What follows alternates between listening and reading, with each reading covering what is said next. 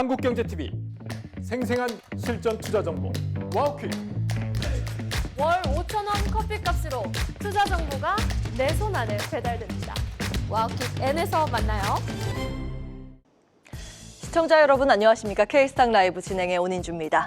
현재 시장은 폭풍 전야일까요? 훈풍 전야일까요? 심리상으로 보면 공포와 희망 두 가지가 공존하는 구간입니다. 지금 왜 이렇게 시장이 무너지지? 이제 상승장이 끝났나? 아이고 무섭다 하는 측면이 있고, 이 정도면 낙폭이 너무 과한 것 아닌가? 이제 바닥이겠구나 라는 두 가지 심리가 있는데요. CNN이 제공하는 공포 탐욕 지수는 간밤 시장이 밀리면서 이제 11포인트까지 내려왔습니다. 상호 관세 쇼크로 인한 급락장 이후에 최저치를 기록하고 있습니다.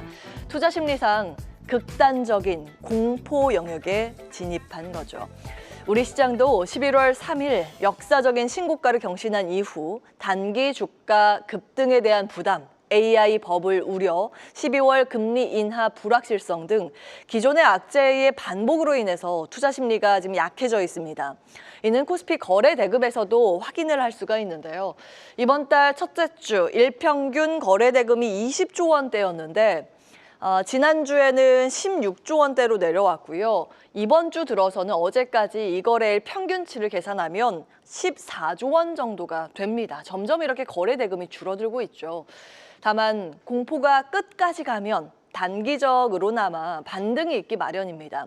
ADR, 상승 종목수와 하락 종목수의 비율을 보는 지표입니다.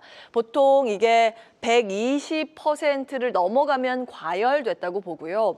80%를 내려가면 과매도 구간으로 해석을 합니다. 양지수 모두, 코스피, 코스닥 모두 지금 과매도 구간으로 내려가 있고요. 특히 코스닥 ADR은 오늘 장 초반에 시장이 밀리면서 65 수준까지 내려갔습니다. 올해 들어서 한 번도 보지 못했던 수준인데요. 가장 최근에 이렇게 지표가 낮아졌던 건 작년 12월 9일 대통령 탄핵 관련 정치적 불확실성이 시장을 뒤흔들었을 때 당시에 61.56까지 내려간 적이 있습니다.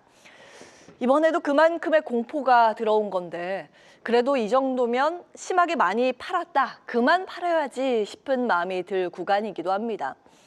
이렇게 지표상은 과매도권인데 심리상으로는 일단은 엔비디아 실적을 확인하고 대응을 하자라는 마음이 있죠. 지금 전 세계 투자자들이 모두 엔비디아 실적만 목 빠지게 기다리고 있는 상황인데요.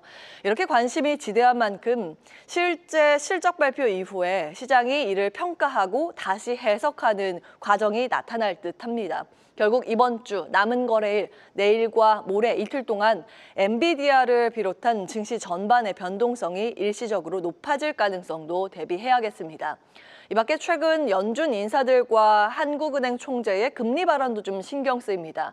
목요일에 FOMC 의사록도 공개되고요. 미국의 9월 고용도 발표되기 때문에 금리도 시장에 아주 큰 관심사입니다.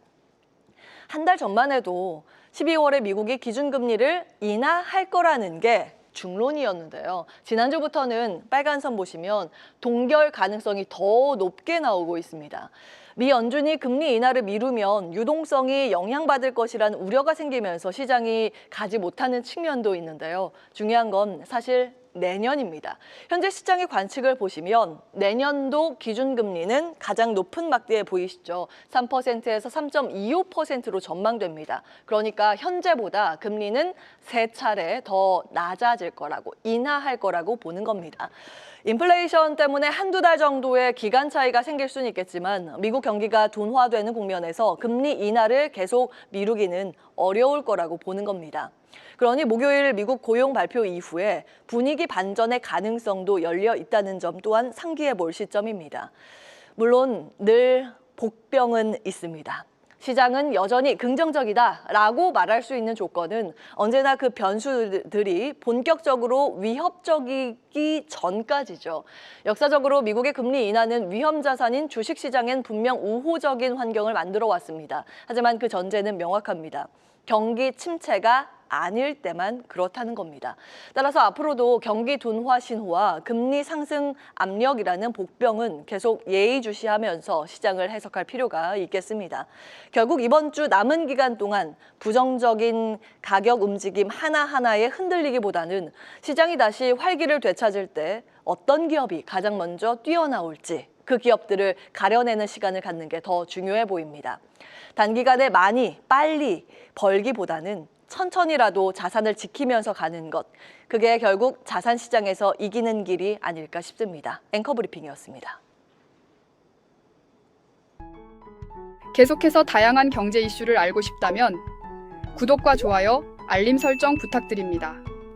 AI 캐스터 권미정이었습니다.